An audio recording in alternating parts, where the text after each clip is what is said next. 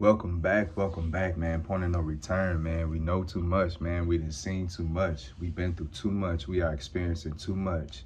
God has revealed himself to us over and over again for us to go back to the way we used to be, the way we used to think, react, and respond to life, man. This your Holy Ghost homeboy Slim, SLIMM, simply living in my moment, which means yesterday is gone, tomorrow's never promised, so all you have is right now. This moment, man. I hope you're fully living in yours because I'm fully living in mine. Just back with another quick word, man. They hated Jesus. You feel me? So if we made in this image, just understand that's why they hating you. What did they witness Jesus doing during this lifetime? Teaching, learning, assisting, building, connecting, feeding, being vigilant to the mission, being dedicated to his purpose, staying true to the promise that God had over his life, and people hated him. You know why? Because he did all this not wanting anything in return. He understood that his true blessings and the true person who would provide the desires of his heart was God. He knew that this was his mission to assist, to serve, to help, to lead and guide others who were lost and who were in a dark place, to save them and show them that there's a better option. You don't have to continue to live the way that you live in and view the world the way that you view it. You don't have to continue to believe what you believe or not believe. You don't have to continue to have doubts. You don't have to continue to have fear. You don't have to continue to be weak, to be disabled, to be sick, to be diseased. You don't have to continue to be less than who you were created to be. And once Jesus started waking people up, they no longer needed the assistance of these power-hungry people who were all looking to be false gods in some way, shape, form, or fashion. That affected their image, that affected their income, that affected their power, that affected their influence over others, because Jesus showed them that the only one who has true and absolute control is God. So we can't put control even in ourselves, and definitely not in somebody else, another man or another woman. You have to put your free will and exercise that to choose God so he could continue to choose you and show you favor and show you mercy and show you grace and show you triumph and show you victory when the world is trying to kill, steal, and destroy you. People hated Jesus because he was completely comfortable in his skin. Nobody can talk him down. Nobody can make him feel less than the king. That's why when they made all these claims, he doing this, he said this, he did that. Man, he said, I am who you say I am. He didn't even argue. He didn't even waste his time because he already told them, look, man, I'm the son of the true and living God. For me, I came to save y'all. I'm sacrificing myself, a person who ain't never done nothing wrong, who has never sinned, but I'm giving it all in order to save you and give you a better option, to give you direct access to the Father, to salvation, to paradise, to a life after this. They ain't want to listen. They continue to try to disprove who he was, you know what I'm saying? And in their efforts to disprove who he was and that he was wrong, they only proved him right. And each time they proved him right by trying to trick him, by trying to set him up, by trying to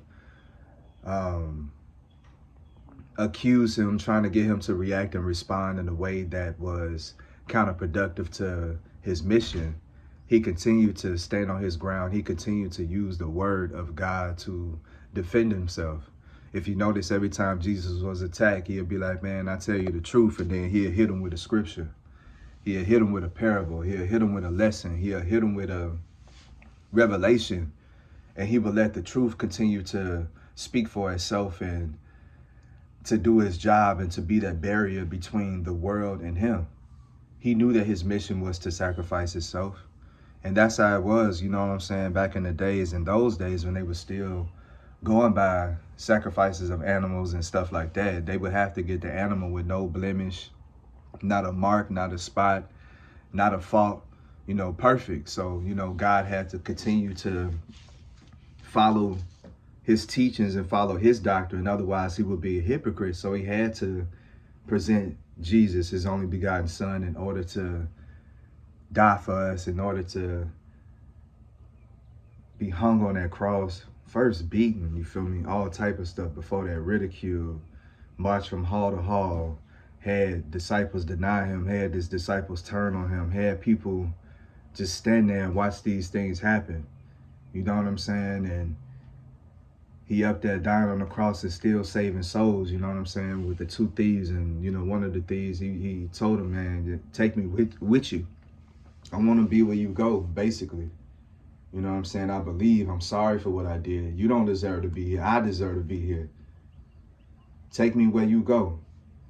And when Jesus was literally laying his life on the line, he was still putting that to the side in order to focus on the mission. That's how dedicated he was to the cause. And that's why people hated him, because they couldn't deter him. They couldn't confuse him.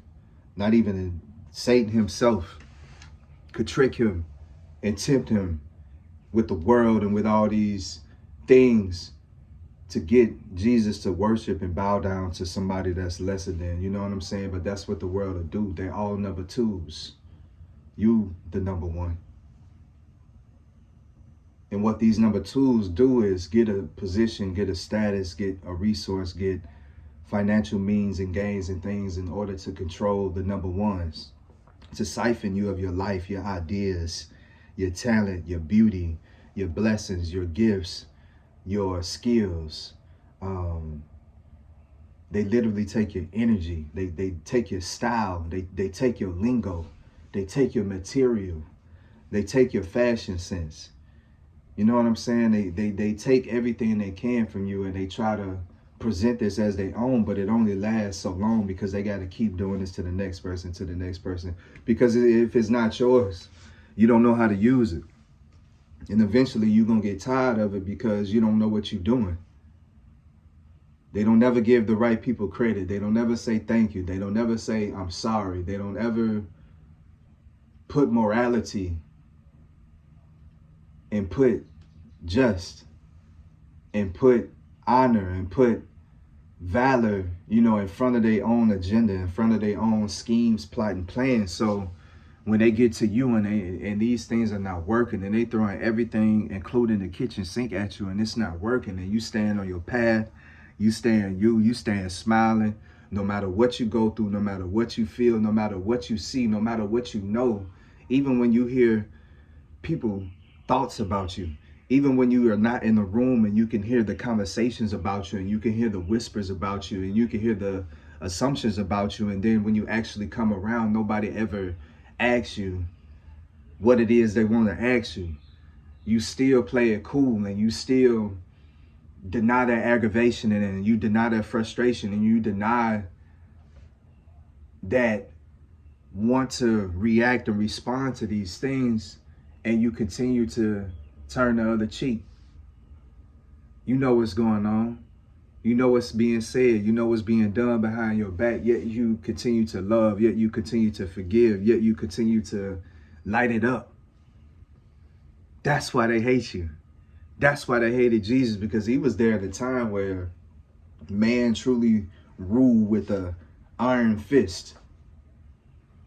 And he wasn't using force. He wasn't tricking people. He wasn't threatening people. He wasn't doing anything outside of being exactly who he was to get people to see the light and understand. And that's why they hated him, and that's why they hate you, because you ain't got to do nothing to have this gravitational pull for life to go your way. You keep treating life right and being responsible, and life has to honor you. Life has to give you what you want. Life has to do exactly what God says. So when God say, bless you, son, bless you, daughter, bless you, sir, bless you, ma'am, life has no choice but to give it to you. And we can't get in our own way by being pessimistic, by being down, because remember, we going through one thing after the other, and all this has happened simultaneously. So you got back-to-back chain reactions, and there's more than one, and everything is unresolved. It's like a running storyline of chaos, confusion, You know what I'm saying? And just people being hateful and people just being harmful, but it's not working. So they have to turn up the intensity. You know what I'm saying? They won't just let it go.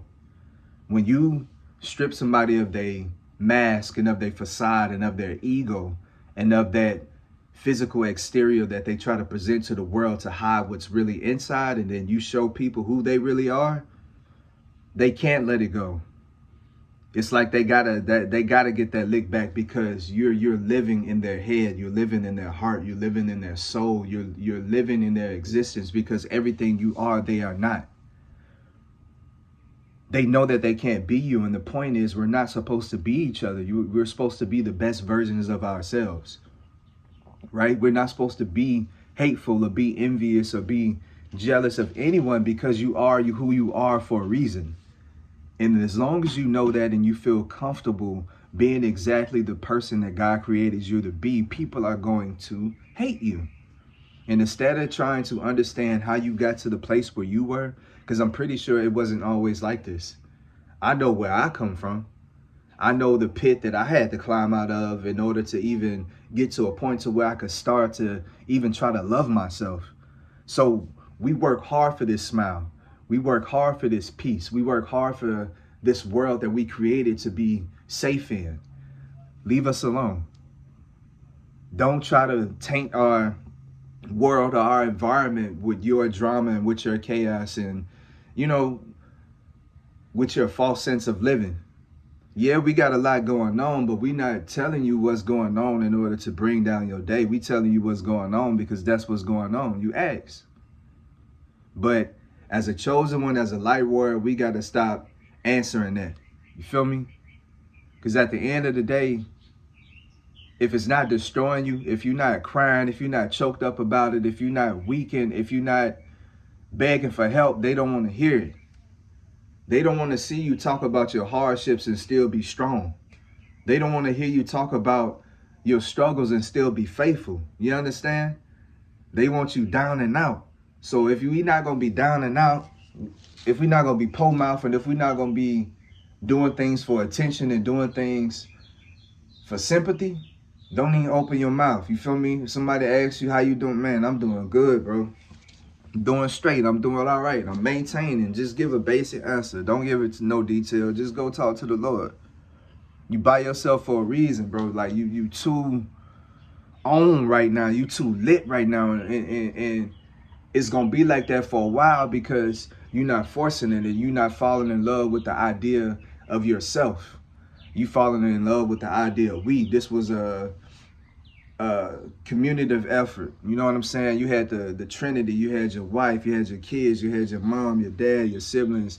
This was a community effort to help get you to the point. But at the center of that is you had to get to yourself, right? So you've maintained this peace, you maintain this structure, you maintain this faith, you maintain this walk, in spite of what you go through.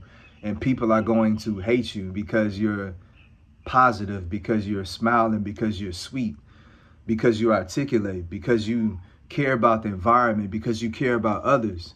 You know what I'm saying? And that's how you know this world is in a dark, dark, cold place, when they continue to hate people for no reason.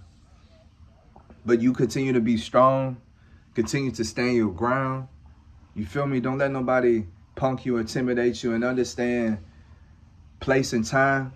Understand context, understand when to talk, when not to talk, understand when to respond and when to respond, understand how far to take things, understand who to do certain things with and who not. You know what I'm saying? You got to fine tune your approach to life so you can continue to avoid these traps and these schemes and these plots and these plans that these devils get set up for you. They got a lot coming your way. There's going to be a lot of pressure. There's going to be a lot of negativity sent your way because, like I say, they see it. They see it. I didn't talk to more companies. Feel me? I didn't talk to everybody. Everybody, whoever. Netflix, Tyler Perry, everybody. Amazon, everybody. Everybody down to listen. Everybody saying the same thing. Give me your work and let us do it. Nah. That's not how it works. I want to get the bag, get the check. You feel me? So I could pay my own people. I don't need you to do my voiceovers or nothing like that. I got people in place for that. I don't need you to provide anything. Just need a platform, a check, distribution, feel me, and marketing. That's it. That's it, bro. And we can split the bag. But if you talking about trying to own me, and and they all say the same thing just in their own way, and then they blame each other of doing exactly what they are doing. You know what I'm saying? They accuse each other where they're just you saying the same thing. The enemy sound the same. It's the same song. Every time it's a broken record. Every time. And that's how you know you moving at your own tune, moving at your own pace. When I ain't got a dollar to my name, when I ain't got, you feel me? I can still say no to that. I can still say no to you. I can still push that contract out of my face. I can still hang up the phone. I can still tell you how I feel, regardless of who you are, regardless of what your position or what your stature is. Not scared of y'all. I'm not scared of nobody. You're not going to cheat me out of what God has promised me, man. So as you continue to strive and seek for what you want and the desires of your heart, don't sign that contract. If it's not what you want, don't sign it. If you don't agree to the terms, don't take that money, don't take that payment, don't do nothing. Don't get on that plane, don't go to that location, nothing. Nothing. Don't do nothing if they not paying you first, if it's not written in stone, if you ain't got a lawyer, nothing to read over your contract, and don't do nothing until your business is straight. Don't move until they give you a reason to move, because they're just going to steal whatever it is that you got. That's why they keep calling me back. That's why they keep calling you back. You feel me? But they want it for the free. They wanted the nasty route. They wanted the messy route. They wanted the death route. You understand? And we don't condone in that, man. God has already promised us. He's already made a covenant and a pact with us that he's going to give us what we desire. He's going to make sure that our dreams come true. And you just got to hold on to that. Take his word. Take his word, and I know you see it. I know you see it. So just put your hand out there and just grab it, bro. It's all right. It's all right. Like we doing as much right as we can. You feel me? And a lot of people, when we make mistakes, when we have hiccups, when we are distracted and we forget to do something, then we the worst person in the world. But then when we say, are we supposed to be perfect? Then they say, no, we don't expect you to be perfect. Then why do you get upset or mad when we make a mistake? We accept you as you are. You know what I'm saying? That's what Jesus did. He opened his arms to everybody, and he went and checked their heart. He checked their belief. He checked, you know what I'm saying, whether or not they was a good egg or a bad egg. And if he felt like he couldn't change it, that wasn't his job. He knew God was. He just introduced you like we do to the plug. We the connect, man. Been telling y'all the whole time, we the connect. So you got to get to where you need to be so you can use whatever platform and whatever job or whatever experience, whatever talent, gift that you have in order to connect people back to God. That's our whole mission. And that's why, most importantly, number one, why they hated Jesus. They knew what he represented. That meant if Jesus was real, then God is real. Straight up. And that's why they tried to destroy Jesus, to make it seem like God never existed and everything just kind of happened spontaneously. But that's not so. You cannot get nothing from nothing. You can't get zero. You can't get a sum from zero. You know what I'm saying? It has to be something to give something. And I believe that God has been here, and he'll always be here, and he has his people set in place to do different things. And we saw Jesus live his life, and he's the greatest example of what a human being could be. And no, we'll never be him, but we can be as close to him as possible. And there's nothing wrong with that. But just understand, when it's coming to living this Christ life, you're going to be hated. But that's how you know you're doing something right. We are in this world. We are not of this world. Till next time, Slim.